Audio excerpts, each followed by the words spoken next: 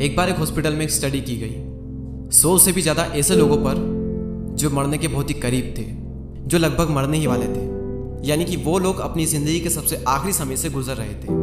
तो जब उनसे पूछा गया कि तुम्हें तुम्हारी ज़िंदगी में सबसे बड़ा पछतावा किस चीज़ का है, तो उनमें से जो कॉमन आंसर निकल करके आया वो ये था कि ज़िंदगी में उन्हें उन कामों का पछतावा नहीं है जो उन्होंने किए, बल्कि ज़िंदगी में उन्हें सबसे बड़ा पछतावा उन कामों का है जो उन्होंने नहीं किए।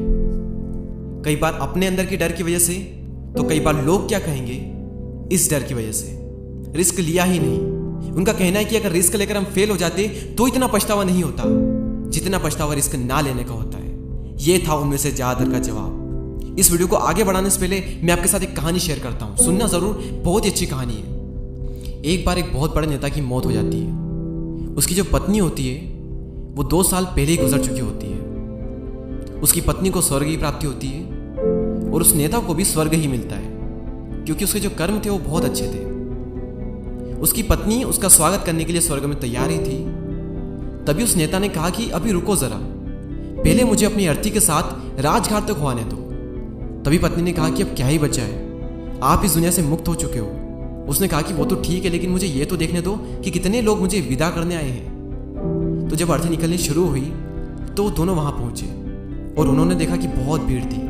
न्यूज़पेपर में, अखबार में खबर छपी थी, कई सारे कैमरामैन वहां पर थे, टीवी में भी न्यूज़ थी, फूल सजाए गए, आगे पीछे तोपें थी, सैनिक चल रहे थे, मिलिट्री के ट्रक पर अर्थी निकल रही थी। और ये सब देखकर वो नेता गदगद उठा। उसकी पत्नी ने पूछा कि इतना खुश क्यों हो रहे हो, तुम्हारी अर्थी निकल रही है, बारात नहीं। तो इस बात का उस नेता ने जो जवाब दिया, ध्यान से सुनना आप। वो बोला कि अगर मुझे पहले पता होता ना कि मेरे मरने पर इतनी भीड़ आएगी तो मैं कब का मर चुका होता।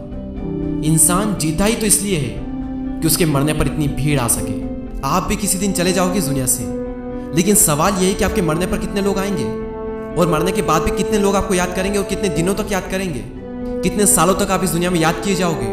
दुनिया में करोड़ों लोग जन्म लेते हैं और करोड़ों मर जाते हैं, कोई याद नहीं करता उन्हें। और क्यों करे, याद रखने लायक कुछ करेंगे तो याद करेंगे ना। क्या फायदा अगर ऐसी जिंदगी जी भी लिए तो जिसमें आपके मरने पर सिर्फ मुश्किल से 100-200 लोग आए और कुछ टाइम बाद वो लोग भी आपको भूल जाए। क्यों? क्योंकि आपने किसी की लाइफ में वैल्यूएट नहीं करी, ना लोगों का भला करा। अरे लोगों को छोड़ा, आपने खुद का ही भला नहीं करा। आप दूसरों के लिए तो तब करोगे ना जब पहले आप खुद के लिए करोगे। सोचो, आपकी जिंदगी का आखिरी वक्त चल रहा है और आप याद कर रहे हो कि आपने जिंदगी में क्या क्या किया। कई सारी चीजें ऐसी होगी जो आप करना चाहते थे जिंदगी भर से, लेकिन मरते दम तक नहीं कर पाए। पूरी जिंदगी फालतू काम किए। कई सारी ऐसी चीजें थी जो करना चाहते थे, लेकिन कर लेंगे मेरी जिंदगी गुजर गई। लोग सोचते रह जाते कि मैं ये कर लूंगा तो मैं खुश हो जाऊंगा, ये हो जाएगा तो मैं खुश हो जाऊंगा, बस ये और हो जाए तो मैं जिंदगी खुल करके जीऊंगा, ये हो जाए वो हो जाए। और ये करते करते मरने का वक्त आ चुका है। अब क्या कहोगे कि मरने के बाद खुश रहूंगा? कहीं आपको भी अपने आखिरी वक्त में ऐसा ना कहना पड़े कि काश मुझे थोड़ा टाइम और मिल जाए तो मैं ये कर लूं।